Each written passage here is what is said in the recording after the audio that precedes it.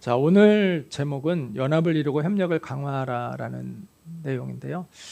오늘 그 느헤미야 또 처음 듣는 우리 학생들도 있으니까 또 간단하게 얘기하자면 학생들이 은근히 성경을 잘 모르거든요. 그래서 설명이 좀 필요할 것 같아요. 그러니까 느헤미야는 그 이스라엘 백성들이 이제 바벨론에게 멸망을 당해서 하나님 앞에 불순종함으로 멸망을 당하잖아요. 그래서 노예로 끌려갔다가 70년 만에 돌아오는데 페르시아 제국 때 3번에 걸쳐서 이렇게 돌아와요. 그 중에서 3번째 이끈 사람이 느헤미야입니다. 근데 느헤미야가 원래는 그 페르시아 제국에서 왕을 모시는 술 맡은 관원장, 비서실장과 같은 역할을 하고 있던 사람이었어요.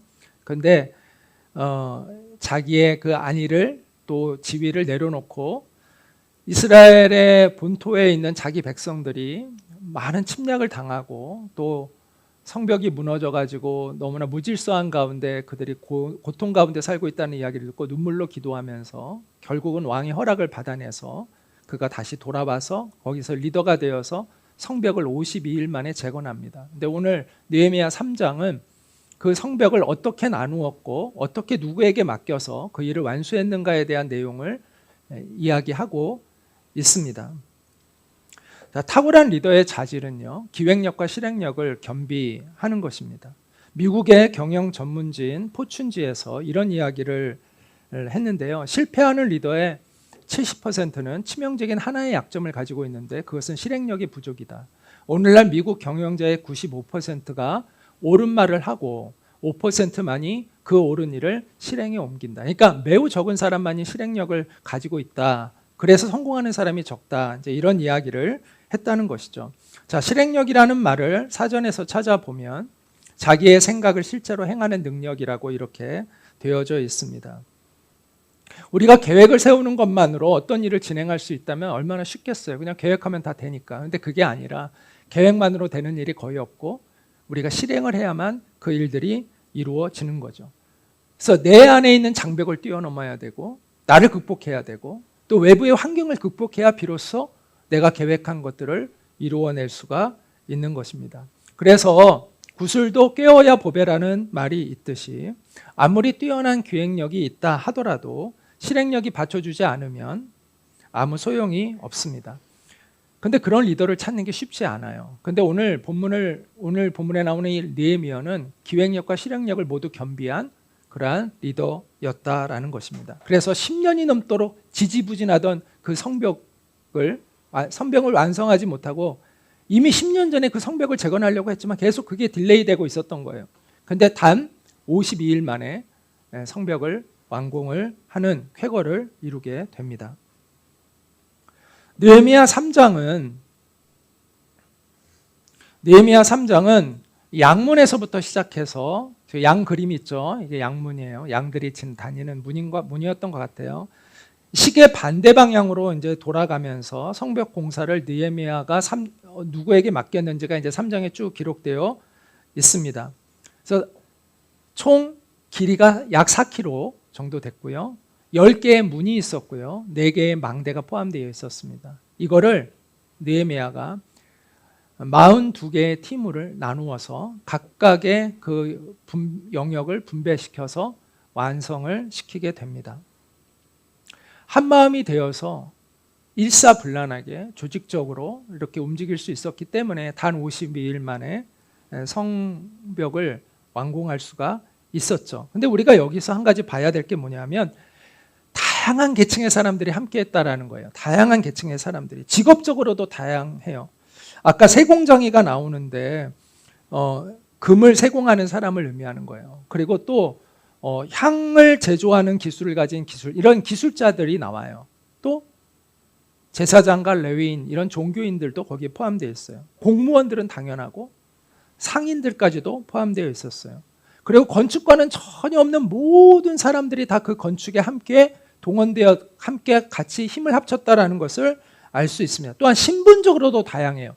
귀족도 있었고 평민도 있었고 노예도 있었고 남자 여자 다 같이 함께 이렇게 공사에 참여했다라는 것을 본문을 보게 되면 다 확인이 됩니다. 이처럼 이스라엘 공동체는 이 공동체의 목표를 향해서 신분과 또 직업을 초월해서 하나로 똘똘 뭉쳐서 그 일을 이루어냈다라는 겁니다. 그런데 예외적인 한 가지의 구절이 나와요. 한 가지의 구절은 뭐냐면 이 구절인데, 느헤미야 3장 5절인데, 드고아 사람들이 중수하였으나 그 귀족들은 그들의 주인들의 공사를 분담하지 아니하였으며, 이렇게 이야기를 하고 있습니다. 어디서나 일부 그런 문제를 일으키는 사람들이 있죠.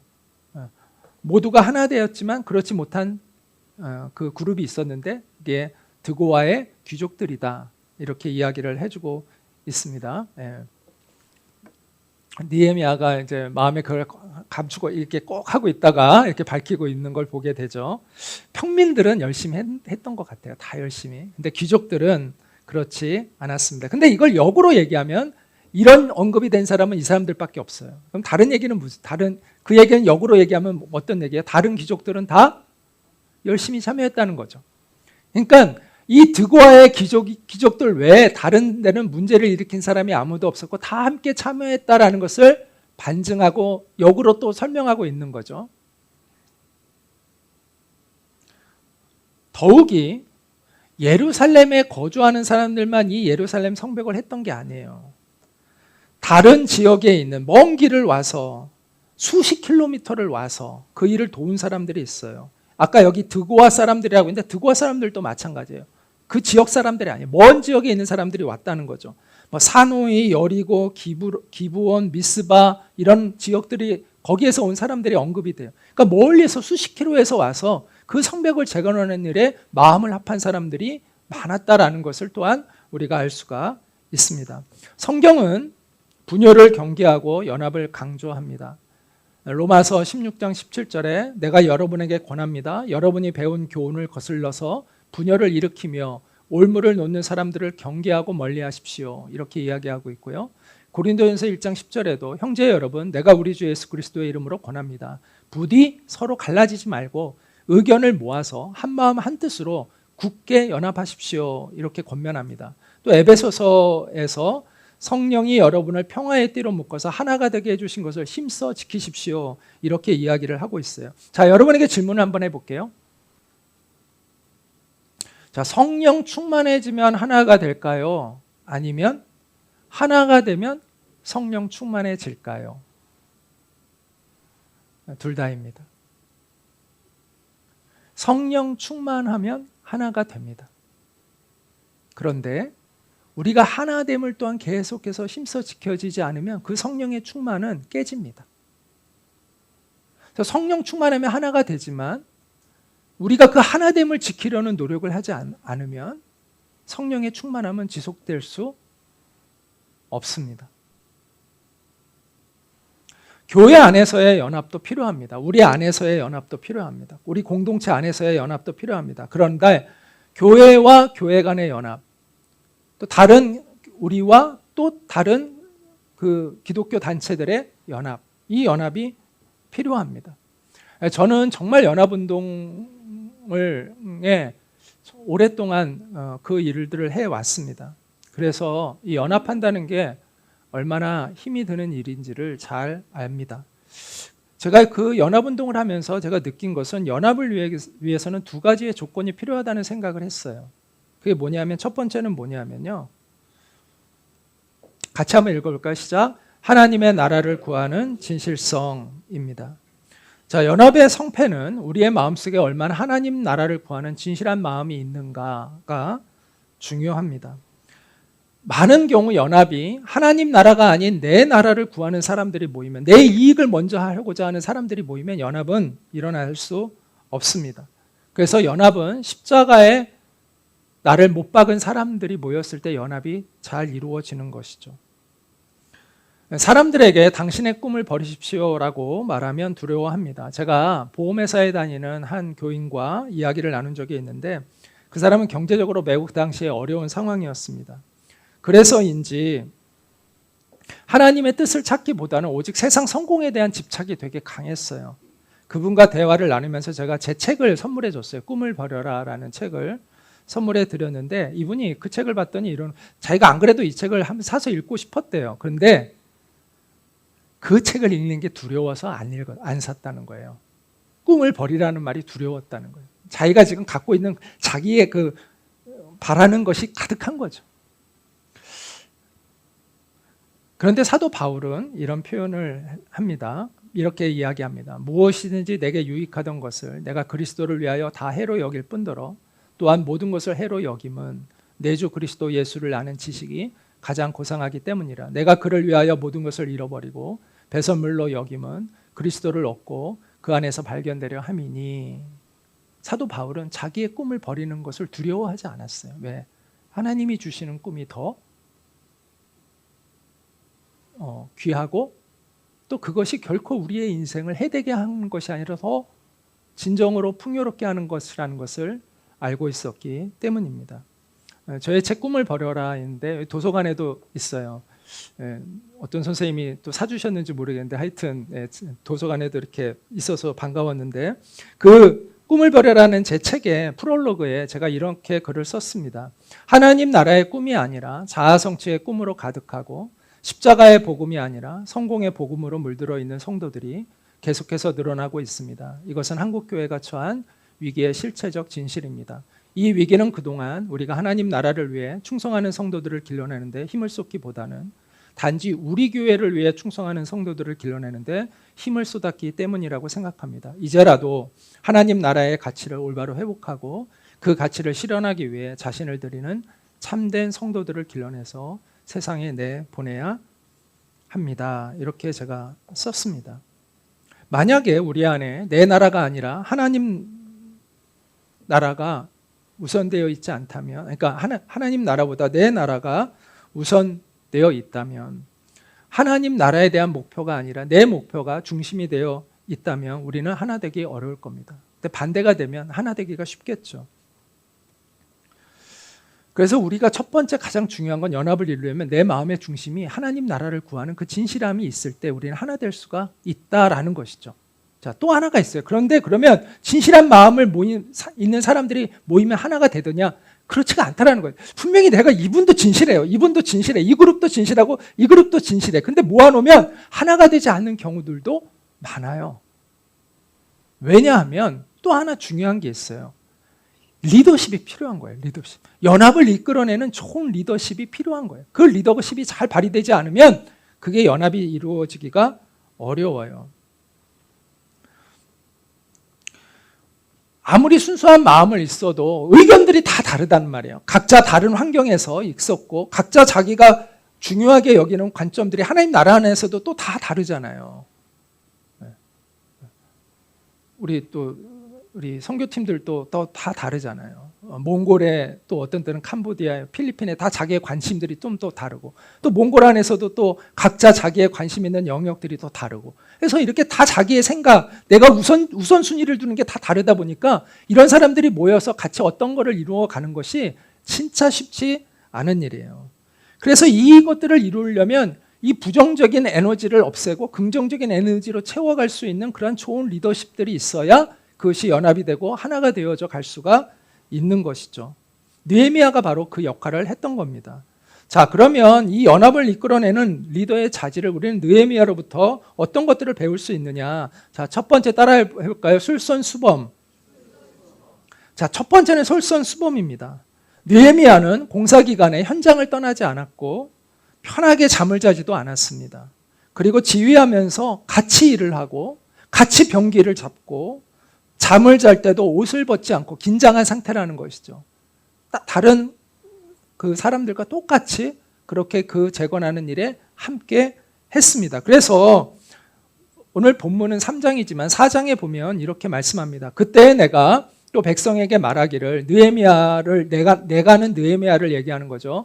사람마다 그 종자와 함께 예루살렘 안에서 잘지니 밤에는 우리를 위하여 파석했고 낮에는 일하리라 하고 나나 내 형제들이나 종자들이나 나를 따라 파수하는 사람들이나 우리가 다 우리의 옷을 벗지 아니하였으며 물을 기르러 갈 때에도 각각 병기를 잡았느니라. 자기가 먼저 솔선수범해서 그렇게 실천했다라고 이야기를 하고 있습니다. 제가 공부를 가장 잘했던 때가 초등학교 때예요. 그래서 초등학교 때 저는 반장에서 단 한 번만 1학년부터 6학년 중에서 1학년 때는 반장이 없었고 2학년부터 반장을 뽑더라고요. 그래서 제가 2학년부터 반장을 시작해서 2학년, 3학년, 4학년, 5학년까지 반장을 하고 6학년 때 반장 선거에서 반장에 떨어졌어요. 부반장이 됐어요. 근데 제가 떨어진 게 그 당시 충격이었어요. 선생님들도 다 제가 될 줄 알고 우리 어머니도 제가 될 줄 알고 엄청난 충격을 받으시더라고요. 저도 굉장히 충격을 받았어요. 그래서 나중에 왜 정홍준이 왜 떨어졌을까를 분석한 결과 그 결과를 알게 됐어요. 화장실을 청소하는데 제가 도망갔다는 거예요. 저는 기억이 솔직히 안 나요. 내가 그런 사람 솔직히 아닌데 제가 무슨 마음을 먹었는지 하여튼 그때 도망갔었나 봐요. 없었나 봐요, 그 자리에. 그래서 사람들이 쟤를 뽑으면 안 된다 그래가지고 제가 안 된 거래요. 되게 현명한 유권자들이죠. 솔선수범하지 않는 리더를 뽑기를 원하지 않았던 거죠. 사람들이 원하는 것은 지시하는 보스가 아니라 본을 먼저 보이는 리더입니다. 그 리더십 분야의 전문가인 존 맥스웰이 리더십을 키우라라는 이 잠재된 리더십을 키우라라는 이 책에서 이 보스와 리더를 이렇게 구분을 하고 있는데요. 보스는 직원을 부린다. 그러나 리더는 그들을 지도한다. 보스는 권위에 의존한다. 그러나 리더는 선의에 의존한다. 보스는 두려움을 일으킨다. 그러나 리더는 열정을 일으킨다. 보스는 내가라고 말하지만 리더는 우리가라고 말한다. 보스는 실패의 책임을 묻는다. 그러나 리더는 실패를 고쳐준다. 보스는 일이 성취될 수 있는 방법을 안다. 그러나 리더는 그 방법을 제시한다. 보스는 너는 가라라고 말한다. 그러나 리더는 함께 갑시다라고 말한다. 이렇게 쓰고 있습니다. 연합은 꾸준히 일에 솔선수범하는 리더가 있을 때 그 기초가 다져지는 거죠. 그 리더가 솔선수범하지 않으면 연합은 일어날 수가 없는 거예요. 먼저 리더가 솔선수범을 해야 된다는 거죠. 또 하나 연합을 이끌어내는 리더의 자질은 위임입니다. 느헤미야가 아까 몇 개의 팀으로 나눴다고요? 42개의 팀으로 나누어서 그것을 분배시켜서 그 일을 진행했습니다. 어떤 사람은 자기 집 바로 맞은편에 있는 그 일을, 성벽을 보수하는 일을 하기도 했고요. 또 어떤 사람은 자기와 직분과 연결되어지는 그 어떤 영역에서 그 일을 하기도 했고요. 또 어떤 팀은 자기가 한 팀이 2개를 맡아서도 하기도 했어요. 어떤 팀은 2개씩 한 팀들이 있어요. 이렇게 다양하게 어쨌든 느헤미야가 그 상황을 잘 판단해가지고 다양하게 이렇게 배분을 해가지고 책임자들을 세워서 그 일을 이루었습니다. 경영학에서 권한 위임이라는 이 말은 영어로는 empowerment라는 단어를 많이 씁니다. empowerment의 의미는 파워를 준다는 거예요. 파워, 권한을 준다는 거예요. 어떤 사람에게 권한을 위임한다는 것이죠. 그런데 그 오렌 하랄이라는 이 경영학자는 제가 이 말을 한 사람이 누군지를 정확히 찾느라고 정말 많은 시간을 제가 들여서 정말 간신히 찾아냈습니다. 여러분은 아마 모르실 거예요. 근데 하여튼 이 오렌 하랄이라는 이 사람이 이런 말을 했는데 아주 의미심장한 말을 했어요. 임파워먼트의 목표는 권한을 주는 것이 아니라 자유를 주는 거다. 그러니까 권한을 주는 거라고 우리는 생각하는데 그 본질은 자유를 주는 것이다. 굉장히 의미심장한 이야기를 했습니다. 당신 자신과 구성원을 진보적이고 책임성 있는 행동을 어렵게 만드는 그 제약으로부터 그들을 해박시키는 것이 임파워먼트다라는 그러한 이야기를 했습니다. 이게 무엇을 의미할까요? 쉽게 얘기하면 그 구성원들이 가진 능력을 그 리더가 신뢰해주고 그것을 발휘할 수 있도록 열어준다는 거죠. 장을. 그러면 그 능력을 가지고 있지만 그걸 발휘하지 못했던 그 팔로워들이, 사람들이 의욕을 가지고 주인의식을 가지고 책임의식을 가지고 역량을 발휘할 수 있다는 거죠. 물론 전제 조건이 있습니다. 그 사람들이 능력이 있다는 걸 확인을 할 필요는 있어요. 능력이 안 되는데 무조건 맡긴다고 되는 건 아니죠. 우리가 지난번에 그 리더십 스타일을 때로는 조정해야 된다는 이야기도 했었죠. 근데 능력이 있는데 그 능력을 잘 발휘할 수 있는 장을 또한 열어줄 때 그것들이 시너지를 내면서 훨씬 더 조직이 활성화되어질 수 있다라는 거죠. 이게 임파워먼트라는 거죠. 자, 좋은 리더는 솔선수범 그리고 밑에 있는 사람들을 믿어주고 신뢰하고 그들이 가진 능력을 발휘할 수 있도록 위임시켜주는 거. 그 다음 또 하나는 칭찬과 격려입니다. 오늘 느헤미야가 이름을 언급한 사람만 75명입니다. 그토록 한 명 한 명을 느헤미야가 기억해주고 인정해주고 있다는 것이죠. 그들이 한 것들을 칭찬해주고 있는 거죠. 여기에 기록을 했다는 것은 그것은 느헤미야가 칭찬과 격려를 통해서 사람들에게 긍정적인 에너지를 심어주고자 애썼다라는 것을 알 수 있습니다. 자, 칭찬과 격려는 비슷한 면도 있는데 차이점이 있습니다. 자, 칭찬과 격려는 긍정적 피드백이에요. 모두가 다. 그래서 상대방에게 좋은 영향력을 주기를 원해서 하는 것이 칭찬과 격려이죠. 그래서 이 둘의 경계가 완전히 갈리진 않아요. 애매모호한, 겹치는 부분들이 분명히 있어요. 그런데 개념에 있어서 또 분명한 차이가 있고 어떤 경우에는 분명히 다른 점이 있습니다. 자, 칭찬은 좋은 점이나 훌륭한 점을 높이 평가해 주는 걸 뜻합니다. 평가예요. 칭찬은 평가예요. 반면에 격려는 응원이에요. 칭찬은 어떤 결과에 대한 평가이고 격려는 그 사람이 힘을 내고 용기를 내도록 지지하고 응원해 주는 거예요. 그런 차이가 있어요. 그래서 칭찬과 격려의 가장 분명한 차이는 뭐냐면은 타이밍입니다. 타이밍. 칭찬은 어떤 결과가 나왔을 때 그 결과가 긍정적일 때 칭찬을 할 수 있죠. 만약 이 사람이 실패를 했는데 칭찬해 주는 건 좀 그렇잖아요. 그럼 듣는 사람도 좀 이상하게 들을 거 아니에요. 일단은 뭔가 좋은 결과가 나왔을 때, 좋은 결과가 나왔을 때 칭찬을 해줄 수가 있는 거죠. 그래야 그것도 칭찬의 효과가 있는 것이고 상대방도 그것을 기쁘게 받아줄 수가 있는 거죠. 잘못하면 나를 놀리나? 이렇게 될 수도 있는 거잖아요. 예. 그러니까 칭찬은 결과가 있을 때 칭찬을 할 수 있다는 거예요. 반면에 격려는 아무 때나 가능해요. 아무 때나. 그러니까 격려는 타이밍이 아무 때나 돼요. 칭찬은 잘했을 때, 결과가 나왔을 때, 격려는 아무 때나. 실패했을 때도 가능해요.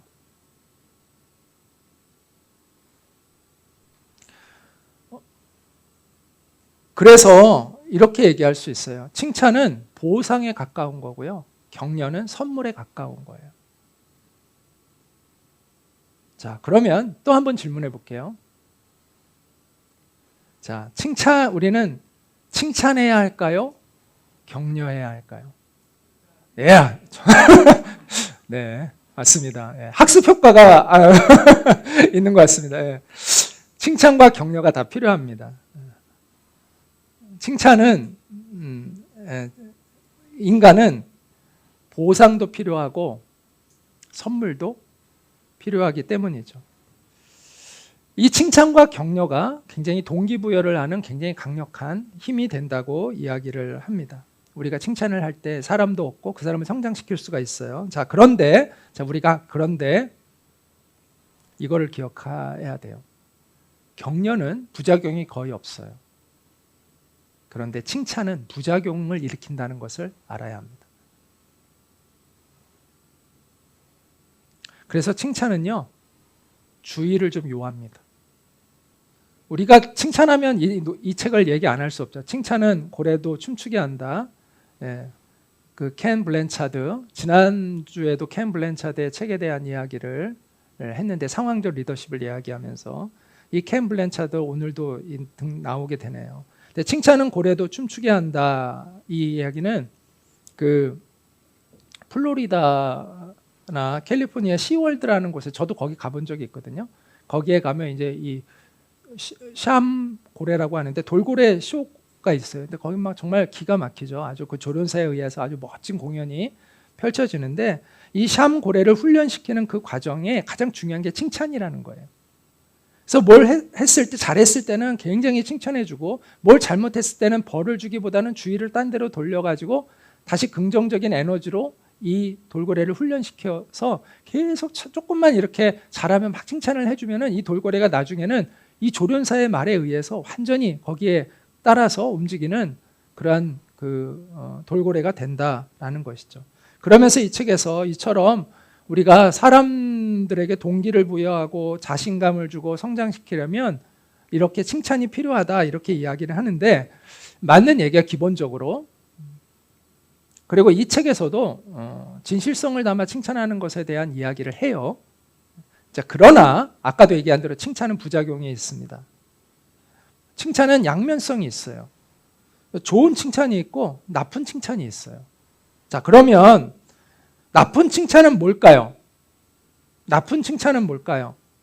칭찬을 통해서 다른 사람을 조종하려고 하는 겁니다.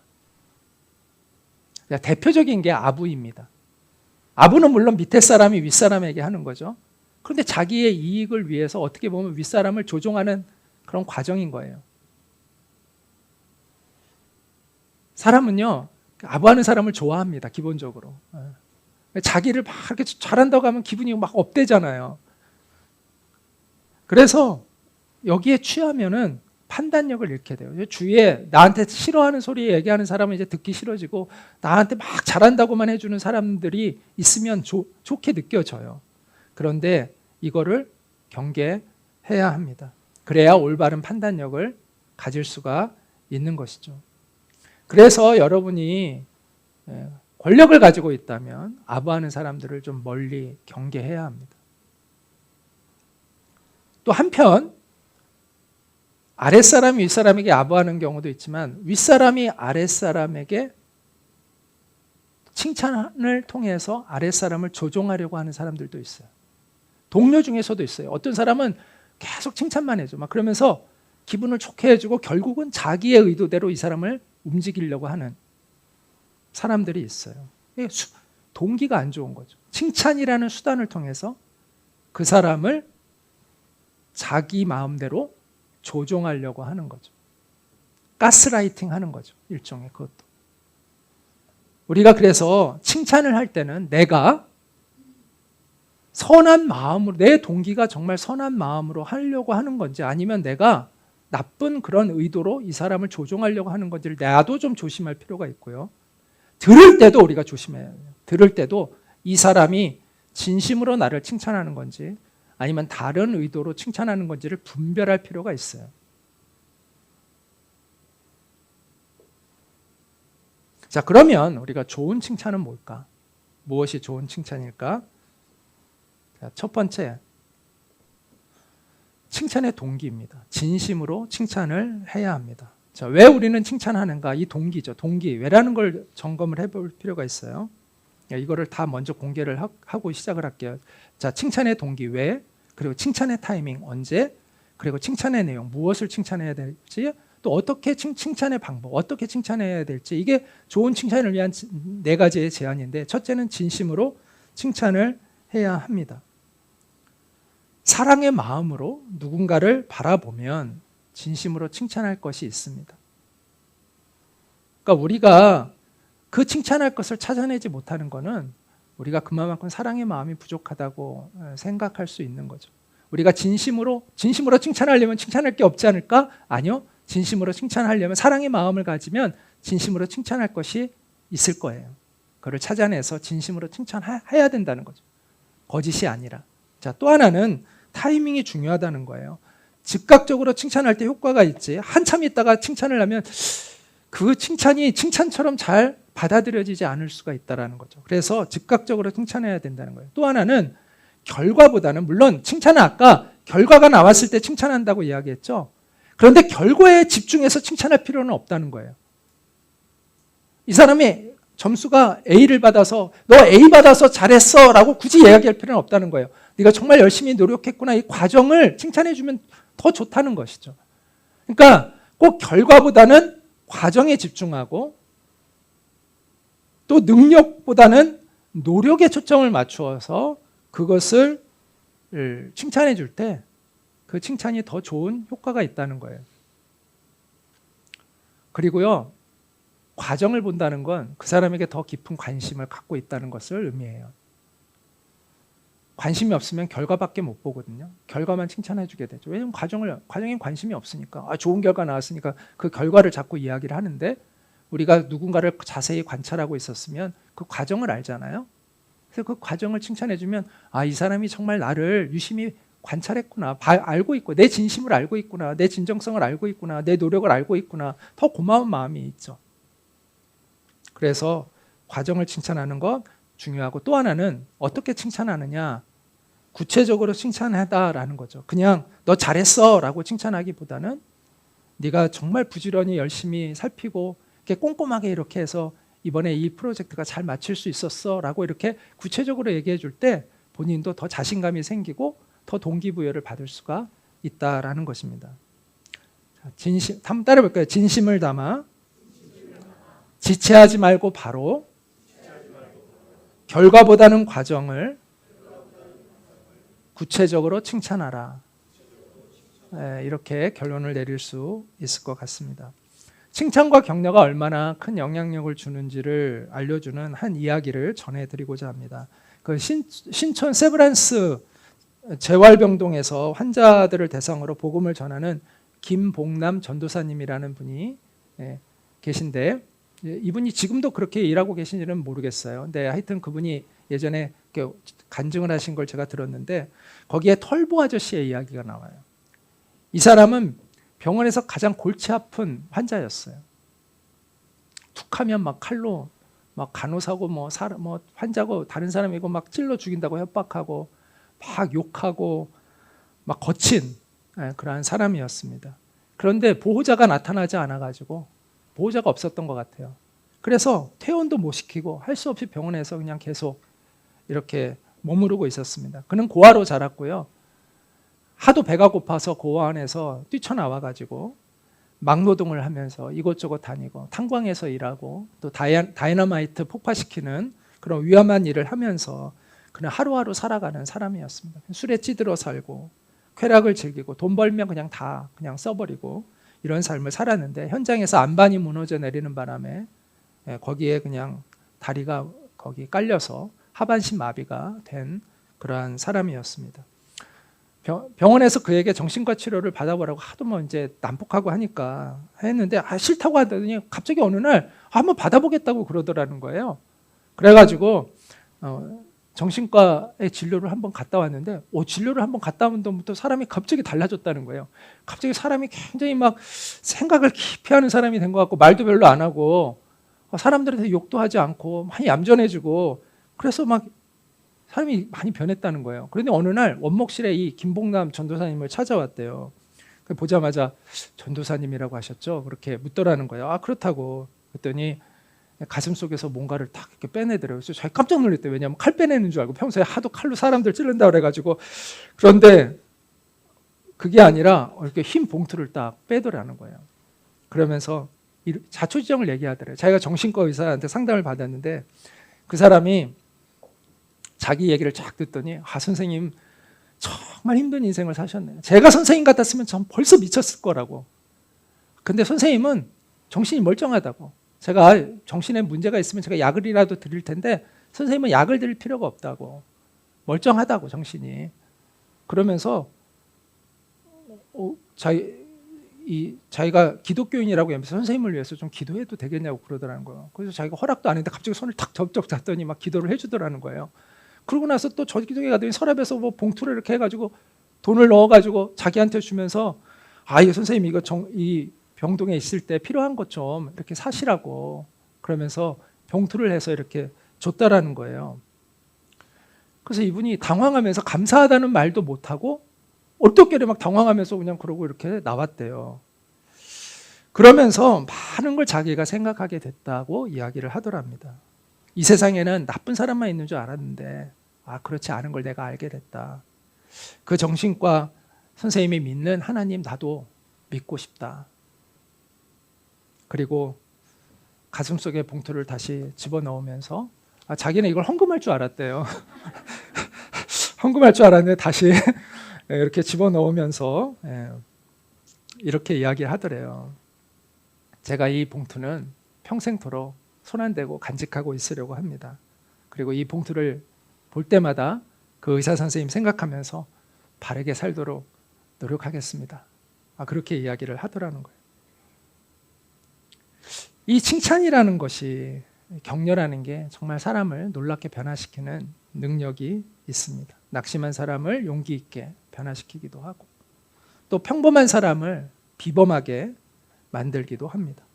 포악한 사람을 선하게 변화시키기도 하고, 그 사람 안에 감추어져 있었던 그 잠재력을 끌어내기도 합니다. 칭찬과 격려를 잘하는 우리가 되었으면 좋겠습니다. 여러분의 눈에는 사람들을 볼 때 부정적인 면이 더 크게 보입니까? 아니면 긍정적인 면이 더 크게 보입니까? 우리는 부정적인 면을 보면서 그 사람 문제가 있다고 말을 많이 하는데, 어쩌면 문제는 나에게 더 많을 수 있습니다. 그런 마음은 주님이 주시는 마음이 아니기 때문입니다.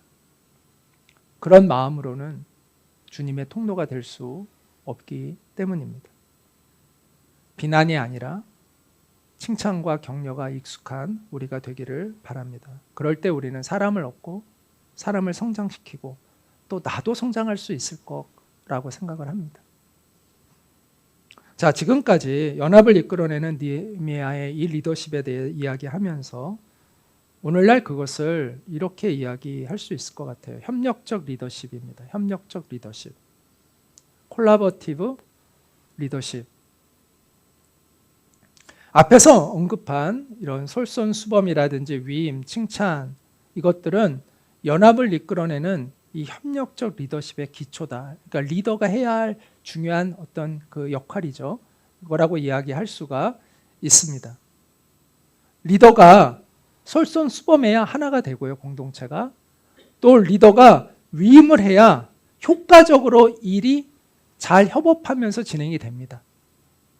또 칭찬과 격려를 해야 그 공동체에 있는 사람들이 신나게, 기쁘게, 활력 있게 일을 하게 되는 것이죠.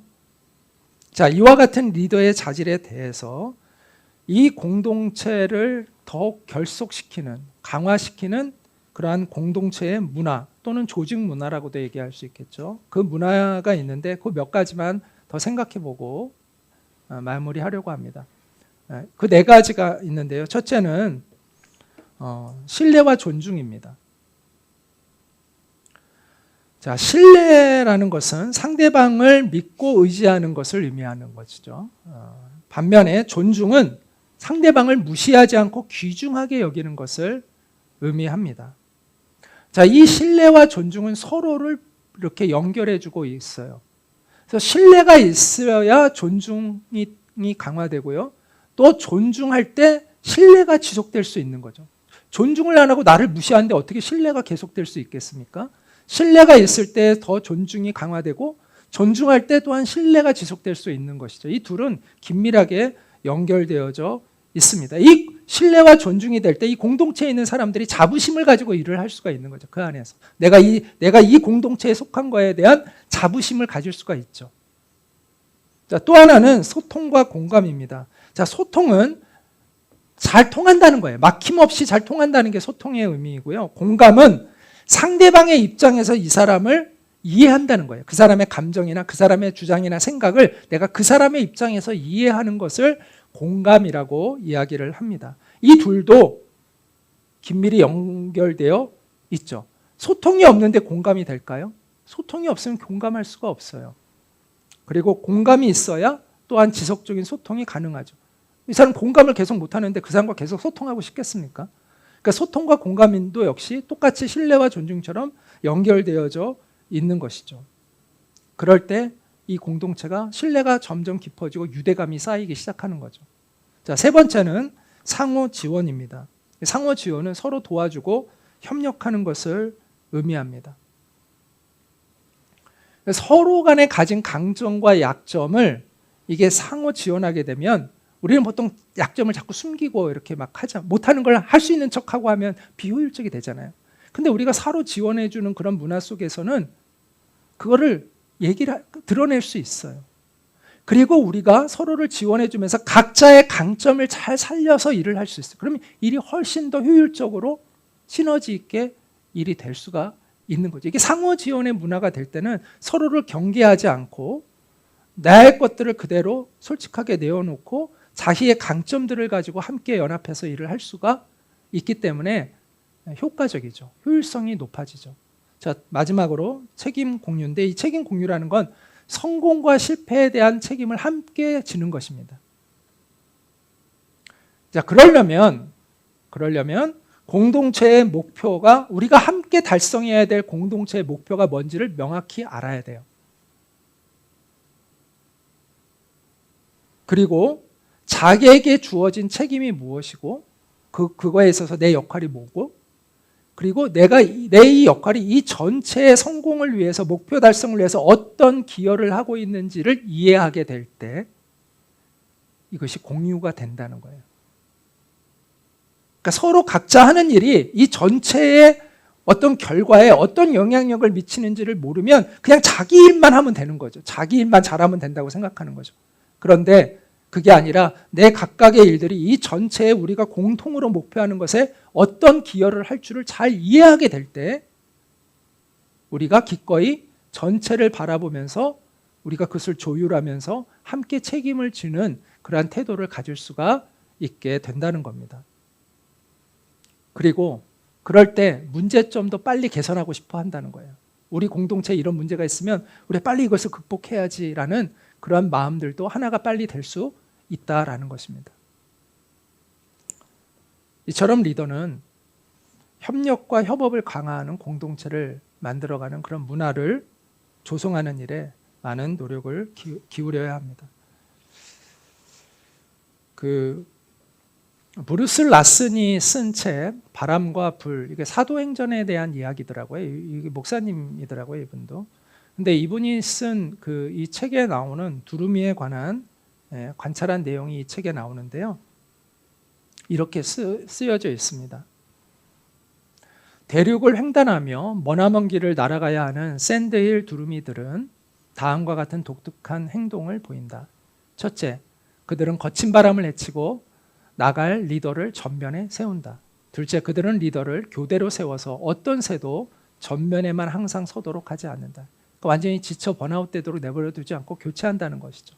세 번째, 한 마리의 새가 앞에서 바람을 헤치고 나가는 동안, 리드하는 동안 다른 새들은 뒤에서 끊임없이 격려의 응원 소리를 내면서 따른다. 두루미들은 분명한 목표성을 가지고 있습니다. 그 먼 길을 다들 모두 안전하게 이동해야 되는 철새들이 있잖아요. 그 엄청난 거리를 대륙을 횡단하면서 건너가거든요. 그런 목표성을 지니고 있어요. 그리고 강력한 리더십이 있어요.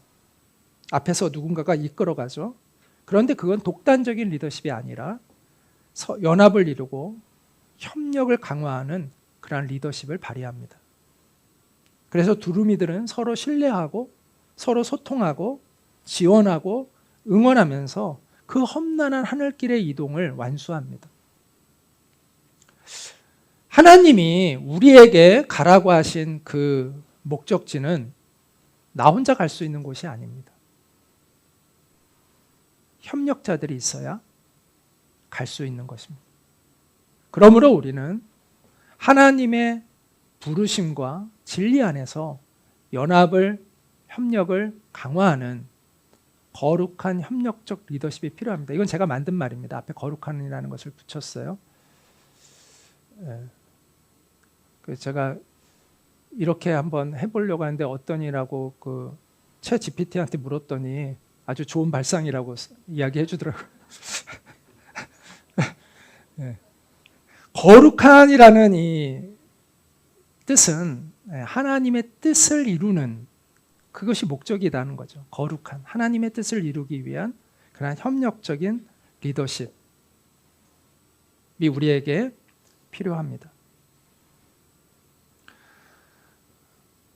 하나님 나라를 구하는 그러한 진실한 열정, 그리고 협력을 이끌어내는 협력적 리더십을 통해서 우리 공동체도 정말 하나님의 뜻을 이루어가는 그러한 거룩한 공동체가 되고, 또 여러분의 일터에서, 또 여러분의 삶의 각각의 현장에서 또한 그러한 공동체를 만들어 나가는 그러한 우리가 될 수 있기를 간절히 소망합니다. 우리 같이 한번 잠깐 기도하도록 하겠습니다.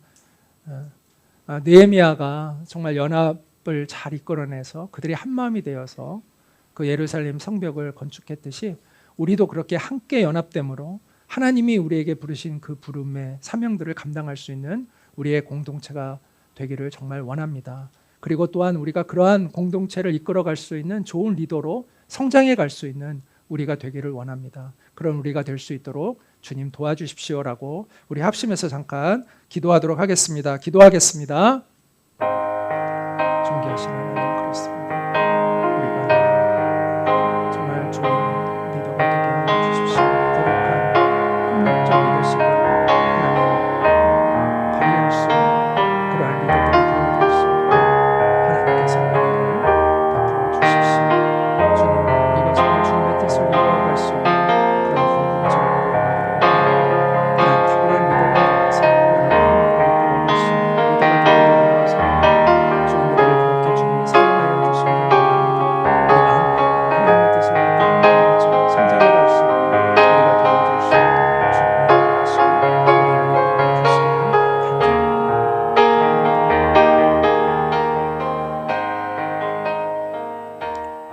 은혜로우신 하나님, 오늘도 우리가 느헤미야를 통해서 하나님의 뜻을 이루어가는 거룩한 협력적 리더십에 대하여 배울 수 있게 해주셔서 감사합니다.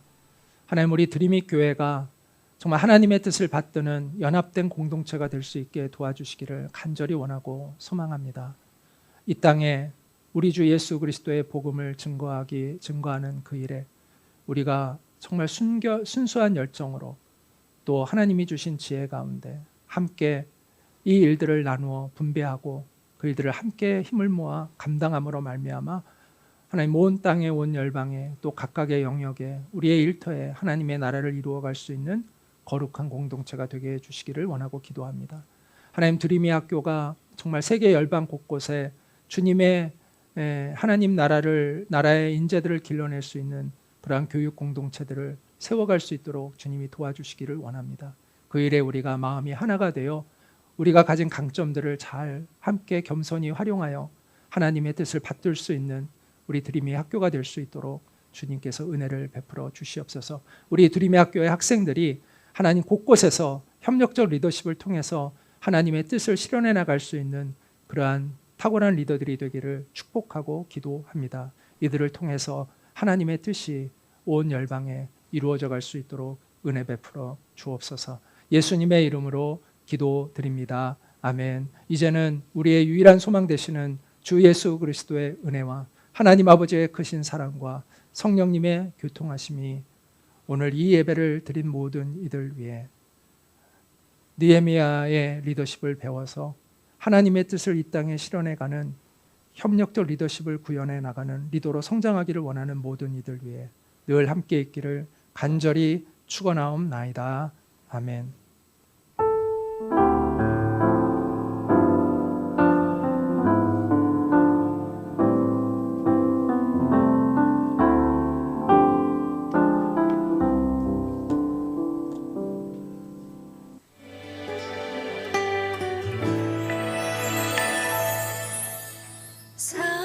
사람이 넘치기보다 사랑이 넘치는 교회